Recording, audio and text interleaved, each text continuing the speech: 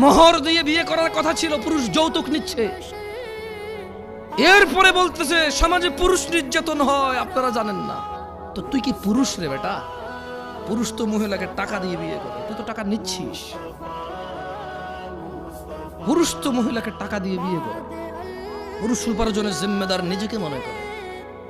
মা বোনকে কাজে লাগাই দে না, মেয়েকে কাজে লাগাই দে না।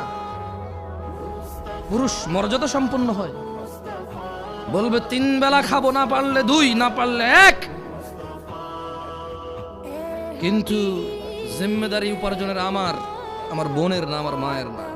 যদি করে মুসলমান মেয়ে, কোনো হারাম কিছু নাই, মহিলা কাজ হতে পারে। আল্লাহ আমাদেরকে বোঝার তৌফিক দান করুন। এখনো কি হাসি পাচ্ছে? নাম হচ্ছে সালাফি কনফারেন্স।